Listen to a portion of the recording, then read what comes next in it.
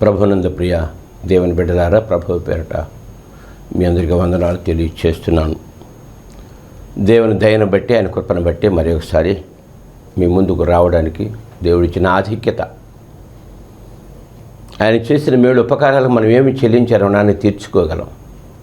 నా ప్రాణమా యెహోవాను సన్నుతించుము, ఆయన చేసిన ఉపకారములలో దేనిని మరువకము అని దావీదు భక్తుడు రాస్తున్నాడు. కనుక మరి దేవుణ్ణి స్తుతించాలి, ఆరాధించాలి, కీర్తించాలి, ఘనపరచాలి.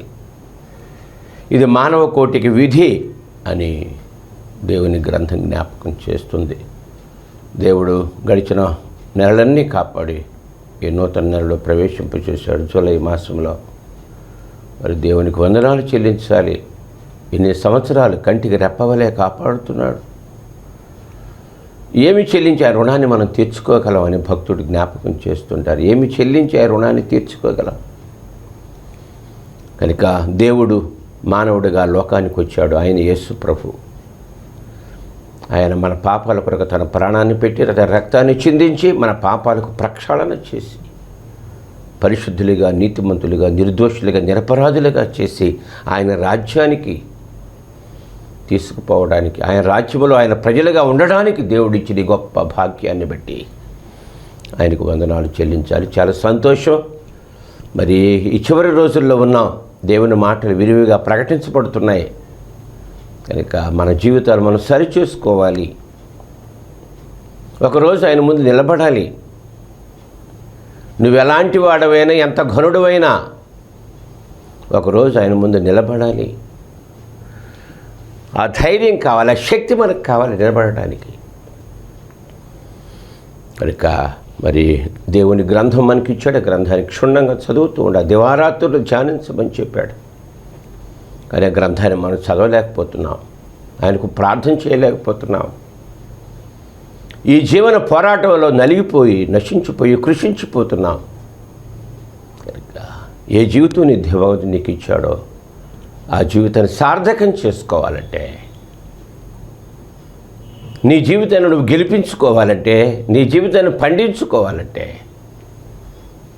ఆ పంటకి ఎరువు కావాలి. ఎరువు కావాలి. అలాగే తన గ్రంథాన్ని మనకిచ్చాడు. తన సలహాలు, ఆలోచనలు, అదుపు సదుపాయాలు మనకిచ్చాడు. వాటిని పాటిస్తూ ఈ జీవన పోరాటంలో నువ్వు ముందుకు సాగిపోయి ఆయన బిడ్డగా, ఆయన సాక్షిగా బ్రతకాలన్నది ఆయన ఉద్దేశం. అందుకే నేను బ్రతికిస్తున్నాడేమో. కనుక చాలా సంతోషం. ఈ యొక్క షారోను పావురు స్వరం అనే ఈ టీవీ పరిచర్య దేవుడు మాకు ఇచ్చాడు. మరి దీని వెనక బిడ్డలంతో ప్రయాసపడి వారు ఒక దీక్షతో దీన్ని కొనసాగిస్తున్నారు. వారికి నిండు హృదయ వందనాలు తెలియచేస్తూ ఉన్నాను. ఈ సందర్భంగా బైబిల్ గ్రంథాన్ని నుంచి కొన్ని మాటలు మీకు తెలియచేయాలని ఆశపడుతూ ఉన్నాను. అది పవిత్రమైన గ్రంథము. The words of the God, the words of the Bible are the words of God, our creator speaking. Bible అంటే దేవుడు మాట్లాడుతున్నాడు. ఒక ఆయన చెప్పాడు, బైబిల్ గ్రంథం 3 భాగాలు అన్నాడు. అసలు 2 భాగాలు. పాత నిబంధన, కొత్త నిబంధన. ఇందులో 66 పుస్తకాలు ఉంటాయి. ఇవన్నీ దేవుడు పరిశుద్ధాత్మ ద్వారా ఆయా భక్తులు ఆయా కాలాలలో సంధించి ఈ మాటలు మనకి ఇచ్చిన దేవుని మాటలు ఇవి. ఆ 3 భాగాలు బైబిల్ చెప్పాడు. సరదాగా అది నిజమే కావచ్చు. బైబిల్ పైన అట్ట నల్లగా ఉంటుంది. బైబిల్ తెరవగానే ప్రక్కన పూర్వకాలం, ఇప్పుడు బైబిల్ మారిపోయి పక్కన ఎర్ర రంగు ఉంటుంది, లోపల తెల్లగా ఉంటుందట. పైన నల్లగా ఉంటుంది. ఆ బుక్ తెరవాలంటే ఎర్రగా ఉంటుంది. ఆ ఎరుపు పోయిన తర్వాత లోపల తెల్లగా ఉంటుంది. నలుపు అంటే పాపానికి గుర్తని, ఆ ఎరుపు అంటే యేసయ్య రక్తాన్ని, పాపము నుంచి విడుదల కలిగించడానికి దేవుడికి ఆయన రక్తాన్ని చిందించాడని, ఎవరైతే ఆ రక్తం ద్వారా కడగబడతారో, లోపలికి వెళతారో వారికి తెల్లటి హృదయాలు దేవుడిస్తాడని ఒక చక్కని వృత్తాంతాన్ని, దృష్టాంతాన్ని తెలియచేశాడు. కనుక మరి ఈ గ్రంథాన్ని మనం చదువుకోవాలి అని మరి ఒకసారి జ్ఞాపకం చేస్తున్నాను. అనేక మాటలు, యేసయ్య మాటలు చెప్పాడు. బైబిల్ కొన్ని ఇంగ్లీష్ బైబిల్లో, తెలుగు బైబిల్లో లేదు. ఇంగ్లీష్ బైబిల్లో మత్తయి సువార్త, మార్కు, లూకా 4 సువార్తలలో యేసయ్య మాటలన్నీ ఎర్ర అక్షరాలతో రాశాడు. యేసయ్య మాటలన్నీ, ఆయన చెప్పిన ప్రతి మాట హైలైట్ చేస్తూ ఎర్ర రంగులో పెడతాడు. అంటే ఆయన మాటలు అంత పవిత్రమైన మాటలు, తేనె కంటేను జుట్టి తేనె ధారల కంటేను మధురమైన మాటలు అని ఎన్ని చెబుతున్నా బైబిల్ గ్రంథాన్ని చదవరు, ఎన్ని చెబుతున్నా ప్రార్థన చేయరు. లోకం ఎక్కువైపోయింది, బరువు, దేవుడు తక్కువైపోయాడు. అందుకనే ఈ శ్రమలు, ఇరుకులు, ఇబ్బందులు, ఈ సమస్యలు నేను అందువల్లే. వెలుగుకు దూరం అయిపోతే చీకటే, వెలుగుకు దూరం అయిపోతే చీకటే, వెలుగు దగ్గరకు వస్తే చీకటి దూరం అయిపోతుంది అని ఇక్కడ జ్ఞాపకం చేసే సమయంలో లూకాసు వార్తలో కొన్ని మాటలు జ్ఞాపకం చేస్తాను. 21వ అధ్యాయంలో 34 నుంచి మాటలు చెప్తున్నాడు. యేసయ్య చెప్పిన మాటలు ప్రపంచంలో ఎంతోమంది చెబుతున్నారు, చెప్పారు, చెప్తూ ఉంటారు. కానీ వీరందరి మాటలు, యేసయ్య మాటలు చాలా పవిత్రమైన మాటలని మరి ఒకసారి, ఈ మాటలు బయ్య గ్రంథంలో లేవు. ఇట్లాంటి మాటలు బైబిల్లో చెప్పిన మాటలు మీరు గమనించారో లేదో, ఏ గ్రంథంలో కూడా దొరకవు ఈ మాటలు. అందుకే అన్నాడు, తేనె కంటే జుట్టు తేనె ధారల కంటే మధురమని. బా, సొలొమోను రాజు అతని నోరు అతి మధురము అన్నాడు. అంతే సొలొమోను, అతని నోరు అతి మధురము. 34 నుంచి చదవండి. మీ హృదయంలో ఒకవేళ తిండి వలనను మత్తు వలనను ఐహిక విచారము వలనను మందముగా ఉందట. లోకంలో భయం లేదు, నిర్భయం, నిర్లక్ష్యం, అవిధేయత, అక్రమం. దేవుడి భయం లేదు, భక్తి లేదు, వినయ విధేయతలు లేవు, తల్లిదండ్రులంటే గౌరవాలు లేవు, పెద్దలంటే గౌరవాలు లేవు, ఎవరేం చేస్తున్నారో అర్థం కావడం లేదు, ఉద్యోగాలు, వ్యాపారాలు, వ్యవసాయాలతో మునిగిపోయి లోకం కొట్టుకుపోతుంది అంటున్నాడు. ఇక్కడ చెప్తున్నాడు, మీ హృదయంలో ఒకవేళ తిండి వలనను మత్తు వలనను ఐహిక విచారము వలనను మందముగా ఉన్నందున ఆ దినము అకస్మాత్తుగా మీ మీదకి ఉరి వచ్చినట్లు రాకుండా జాగ్రత్త. చూసారు ఎంత చక్కగా మాట్లాడుతున్నాడు. ఉగ్రత రాబోతుంది, ప్రళయం రాబోతుంది, ఈ ప్రపంచం నాశనం కాబోతుంది. చూడండి, పేతురు రాసిన పత్రికలో, 2వ పేతురు రాసిన పత్రిక 3వ అధ్యాయంలో, ప్రభువు దినము దొంగ వచ్చినట్లు వచ్చును, ఆ దినమున ఆకాశములు, ఈ ఆకాశం కనిపిస్తున్న ఆకాశం మహాధ్వనితో గతించిపోతుందట. పంచభూతములు మిక్కటమైన వేండ్రముతో లయమైపోతాయట. భూమియు దాని మీద కృత్యములు కాలిపోతాయట. గనుక లయమైపోవునట్టు పంచభూతములు మహావేండ్రముతో కరిగిపోవునట్టు దేవుని దినపు రాకడ కొరకు కనిపెట్టుచు ఆశతో అపేక్షించుచు పరిశుద్ధమైన ప్రవర్తనతోను భక్తితోను ఎంతో జాగ్రత్త గలవారై ఉండవలెనని. ఈ ఆకాశము మహాధ్వనితో గతించిపోతుంది, ఈ భూమి దాని మీద ఈ కృత్యములు కాలిపోతాయి, పంచభూతాలు లయమైపోతాయి. ఇటువంటి ప్రమాదం రాబోతుంది. కనుక నా ప్రియ సంఘమా, ఒకవేళ మీ హృదయములు తిండి వలనను మత్తు వలనను ఐహిక విచారం వలన మందముగా ఉన్నందున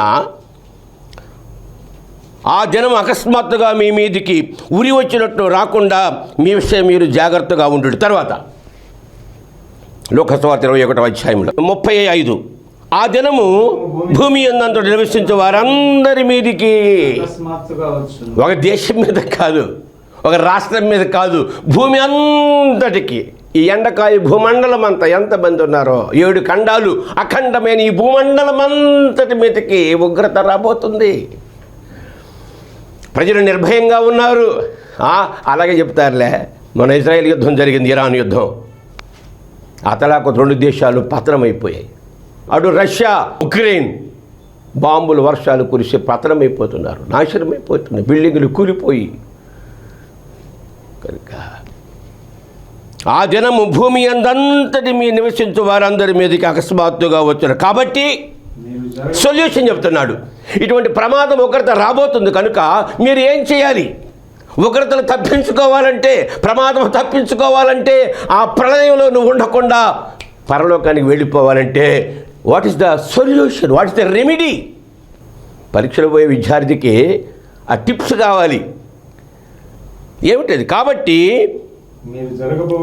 మీరు జరగబోవు వీటన్నిటినలను తప్పించుకొని మనుష్య కుమారుని ఎదుట నిలబడుటకు శక్తి గలవారగునట్లు ఎల్లప్పుడూ ప్రార్థన చేయుచు మెలకువగా ఉండుడి. ఇది ద సొల్యూషన్.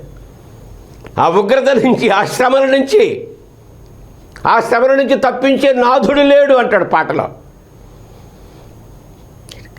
జరగబోవు వీటెల్లరూ తప్పించుకొని మనుష్య కుమారుని ఎదుట నిలవబడుటకు శక్తి గల వారమగునట్లు ప్రార్థన చేయుచు మెలకువగా ఉండుడి. ఇది యేసయ్య చెప్పిన ఒక రహస్యం. ప్రమాదం తప్పించుకోవాలంటే, ఉగ్రత తప్పించుకోవాలంటే, దేవుని కోపము నుంచి, శాపము నుంచి తప్పించుకోవాలంటే ఎల్లప్పుడూ ప్రార్థన చేయొచ్చు మెలకువగా ఉండుడి.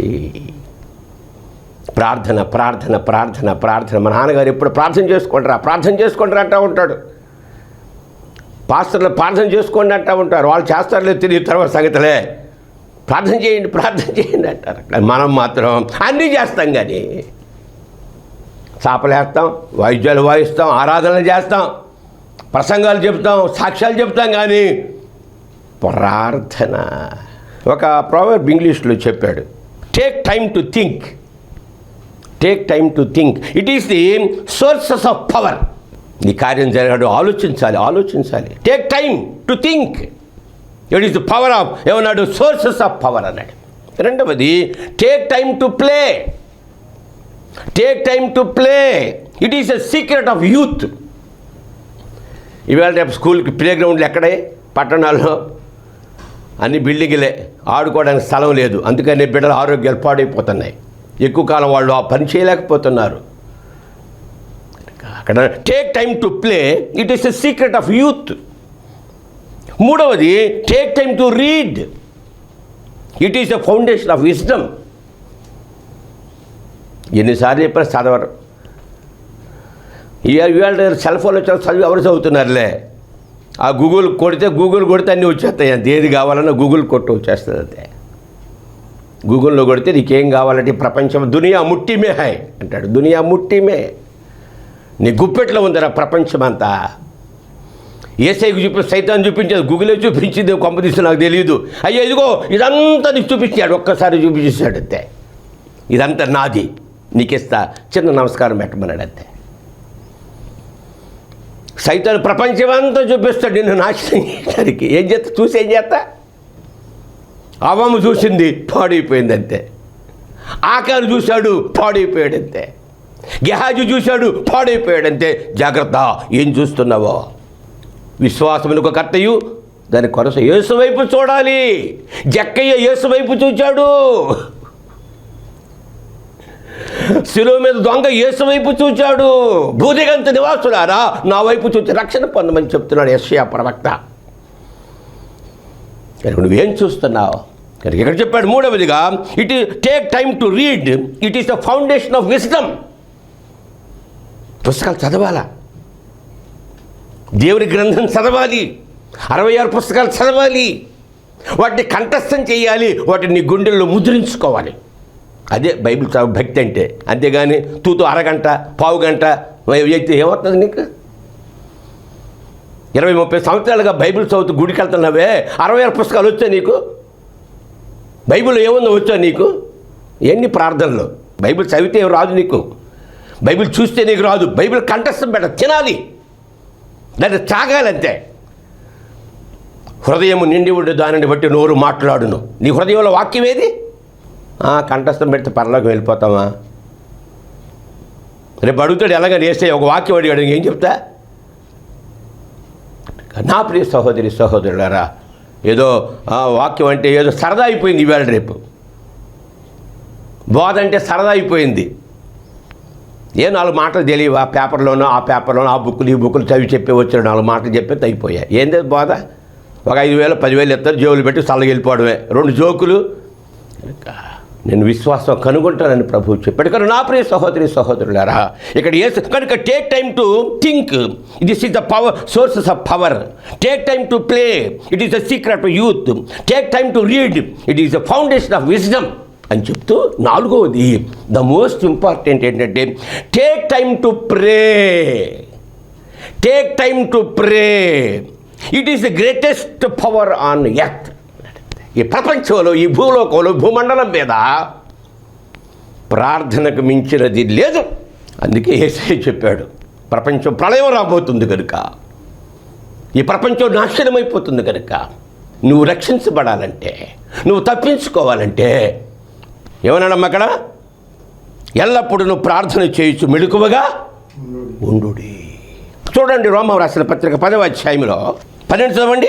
యూదుడని గ్రీసు దేశస్థుడని ఏ భేదమును లేదు, ఒక్క ప్రభువే, ఒక్క యేసు ప్రభువే అందరికీ ప్రభువయ్యుండి తనకు ప్రార్థన చేయవారందరి ఎడల కృప చూపుటకు ఐశ్వర్యవంతుడు. తరువాత ఎందుకనగా ప్రభువు నామమును బట్టి ప్రార్థన చేయవాడు ఎవడో వాడు రక్షించబడు. విశ్వసించ ఎట్లు ప్రార్థన చేయుదురు, వినని వాడు ఎట్లు విశ్వసించుదురు, ప్రకటించువారు లేకుండా వారు ఎట్లు విశ్వసించుదురు, ప్రకటించువారు పంపబడని ఎడల ఎట్లు ప్రకటించుదురు. ఇందు విషయమే ఉత్తమమైన వాటిని గూర్చిన సువార్త ప్రకటించే వారి పాదములు ఎంతో సుందరమైనవి. చాలు. కనుక ప్రకటించేవారు కావాలి, ఆ ప్రకటించేవారు సరిగా ప్రకటించాలి.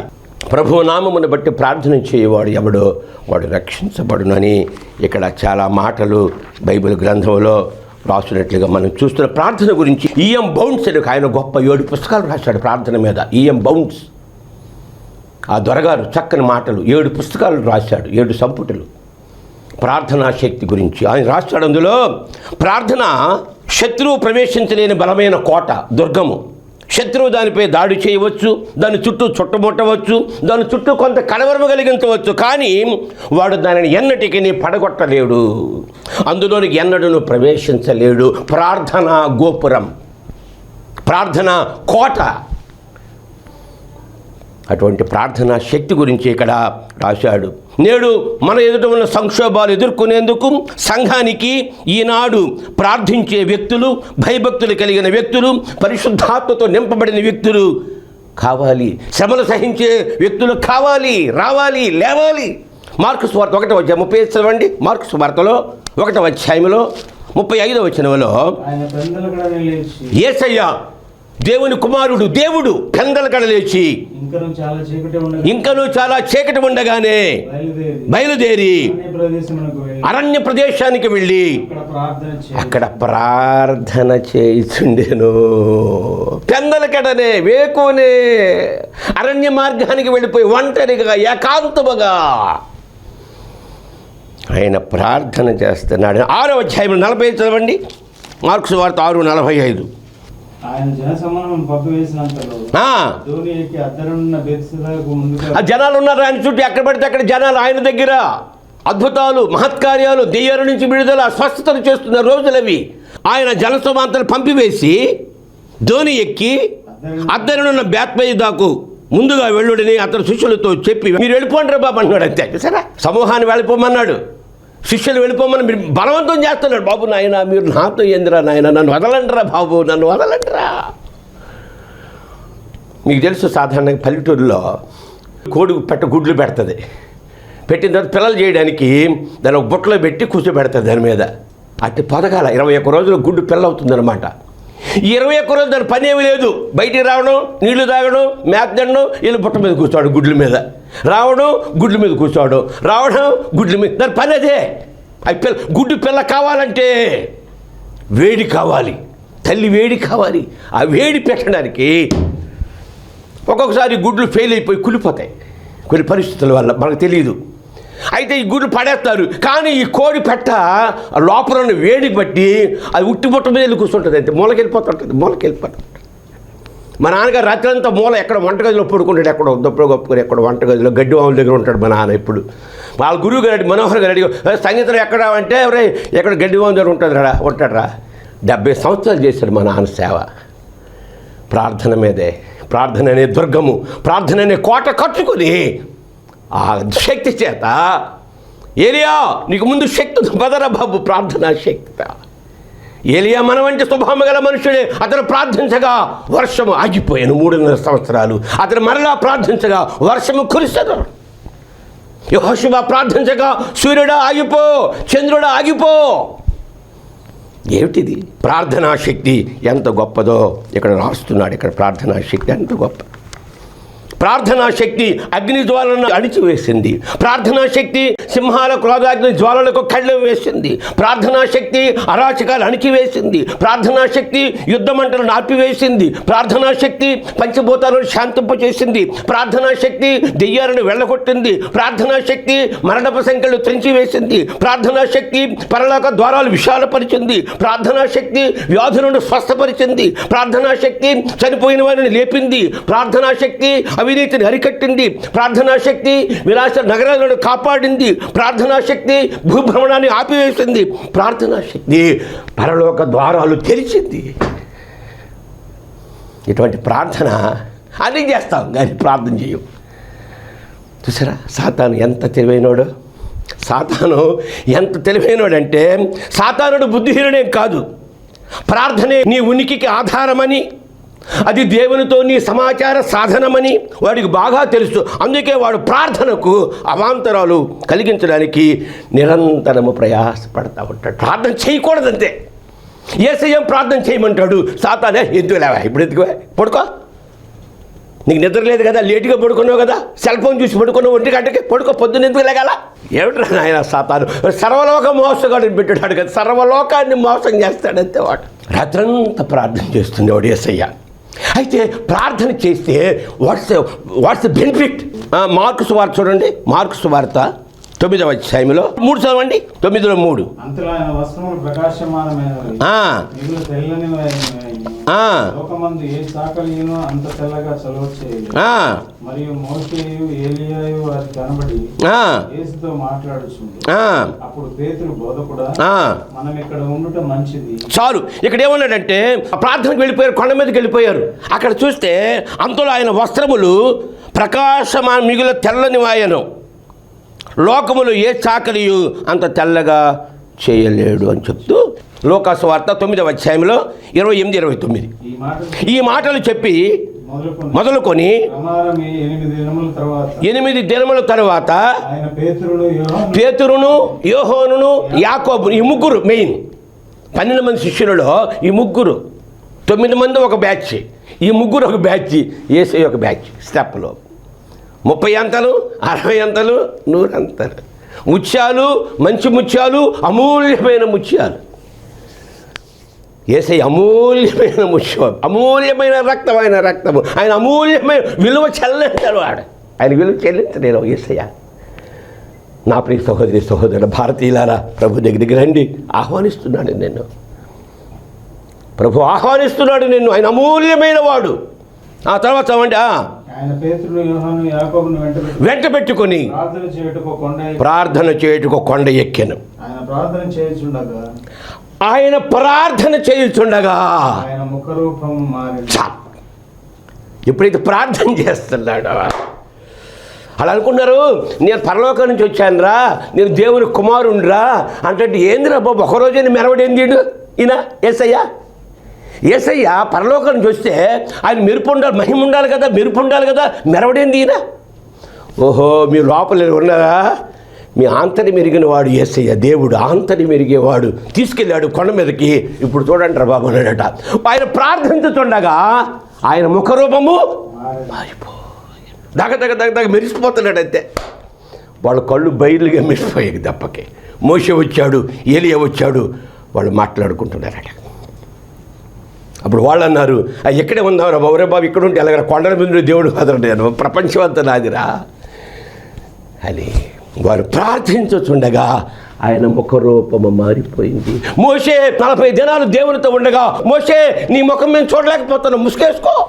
నువ్వు ఆయనతో సహవాసం చేస్తే నీ ముఖం మారిపోతుంది, నీ రూపం మారిపోతుంది, నీ జీవితం మారిపోతుంది. రా ప్రభు దగ్గరికి ఈరోజే నేను ఆహ్వానిస్తున్నాడు. ఇది ఒకటి కనుక ఆయన ప్రార్థిస్తుండగా ఆయన ముఖరూపము ఆయన వస్త్రములు తెల్లనివై ఆయన వస్త్రాలు తెల్లని అయిపోయాయి. మరియు ఇద్దరు మనుషులు చాలు కనుక ప్రార్థన లూకాసు వార్త 3వ అధ్యాయంలో ఆకాశం 3:21 ప్రజలందరూ బాప్తిస్మం పొందినప్పుడు యేసు కూడా బాప్తిస్మం పొందుతున్నాడా? ప్రార్థన చేయుచుండగా ఆ. ఆకాశం తెరవ ఆ. పరిశుద్ధాత్మ శరీరాకారంతో పావురం వలె ఆయన ప్రార్థన చేస్తుండగా పరలోకము తెరవబడి పరిశుద్ధాత్మ పావురము వలె ఆయన మీదకి వచ్చాడు. బా! ప్రార్థన యొక్క శక్తి. ఎప్పుడు ప్రార్థిస్తావో దేవుని ఆత్మ పావురమ్మలాగా నీ మీదకి వచ్చేస్తుంది బిడ్డ. ప్రార్థన చేయవు ఏది చెప్పినా మనకు తెలిసిందే. ఎక్కడేసో గొంగలంటే అక్కడే అన్నీ చేస్తాం. అయ్యగారు వందనాలు అయ్యగారు బైబిల్ అతి వినయం దూర్త లక్షణం అన్నాడు. అంతే, అతి వినయం దూర్త లక్షణము. ఆయన ప్రార్థన చేస్తుండగా ఆయన ముఖరూపము మారిపోయింది. ఆయన ప్రార్థన చేస్తుండగా పరలోకము తెరవబడింది. పరిశుద్ధాత్మ పౌరం వలె ఆయన మీదకి వచ్చి ఏమంటుంది? అప్పుడు నీవు నా ప్రియ కుమారుడు, నీవు నా ప్రియ కుమారుడు, నీ యందు నేను ఆనందించుచున్నాను, నీ యందు నేను ఆనందిస్తున్నానని చెప్పింది. మూడవదిగా చూస్తే లూకాసు వార్త 22వ అధ్యాయంలో 39 చదవండి. తరువాత ఆయన బయలుదేరి ఆ. తన వాడుకు చొప్పున ఒలీవ కొండకు వెళ్ళిపోయాడు. శిష్యులు ఆయన వెంట వెళ్ళిరి. ఆ చోటు చేరి ఆయన వారితో మీరు శోధనలో ప్రవేశించకూడనట్టు మెళుకువతో ప్రార్థించు చేయుచున్నాను చెప్పి ఆ. నుండి రాతివేత దూరం వెళ్ళి మోకాళ్ళుని తండ్రి ఈ గిన్నె తొలగించుము, నీ చిత్తమైతే ఆ. ఆయనను నా ఇష్టము కాదు నీ చిత్తమే సిద్ధించును గాక అని ప్రార్థించారు. ప్రార్థించుచుండగా అప్పుడు పరలోకము నుండి అప్పుడు పరలోకము నుండి ఒక దూత ఆయనకు కనబడి ఆయనను బలపరచు. ఈరోజు నిన్ను బలపరిచేవాడు, నీ ముఖరూపాన్ని మార్చేవాడు, నిన్ను పరిశుద్ధాత్మతో నింపబడాలంటే ప్రార్థన. పేతురు చెరసాలలో ఉన్నాడు. తెల్లవాళ్ళు ఉరితీస్తారు. సంఘం ప్రార్థిస్తే అత్యాశక్తితో ప్రార్థించగా దేవుడు దూతను పంపించి విడుదల కలిగించాడు. సింహాలు దానియేలుని విడుదల కలిగించాడు. షడ్రక మోషాబద్దు అగ్నిమండకొండాలు విడుదల కలిగించాడు. ఈరోజు శ్రమలలో ఉన్నావేమో, ఇరుకులలో ఉన్నావేమో, ఇబ్బందుల్లో ఉన్నావేమో, నీ కార్యం జరగడం లేదు. ప్రార్థన చెయ్యి. కన్నీటి ప్రార్థన, ఉపవాస ప్రార్థన, ఏకాంత ప్రార్థన, ఎడతెగక ప్రార్థన. దేవుడు నీ కార్యం సఫలం చేస్తాడు. నా ప్రియ సహోదరి ప్రార్థన చేస్తుండగా ఆయన ముఖరూపం మారిపోయింది. ప్రార్థన చేస్తుండగా పరిశుద్ధాత్మ ఆయన మీదకి వచ్చింది. ప్రార్థన చేస్తుండగా దేవుడి దూత పరలోకి బలపరిచేది. కనుక సమయంలో ప్రార్థన జీవితంలో ప్రాముఖ్యమైనది ప్రార్థన. మమ్మల్ని మిక్కిలిగా ప్రేమించిన మా పరలోకపు తండ్రి, యేసయ్య అంచె దినములలో ఉన్నాం. నువ్వు త్వరగా రాబోతున్నావు. శ్రమను తప్పించుకోవాలంటే మెళుకువగా ప్రార్థన చేయమని చెప్పావు. నువ్వు చేసావు, నువ్వు చెప్పావు, మేము చేయలేకపోతున్నావు. క్షమించండి. ప్రార్థించే ఆత్మ మా మీద కుమ్మరించండి. యేసయ్య శక్తి కలిగిన నామాన్ని వేడుకొనుచున్నాను తండ్రి. ఆమేన్. మన ప్రభువును రక్షకుడు యేసుక్రీస్తు కృపయు తండ్రి దేవుని ప్రేమ పరిశుద్ధాత్మ సహవాసం నిరంతరము మనందరికి అధికముగా వర్ధిల్ల చేయునుగాక. ఆమేన్.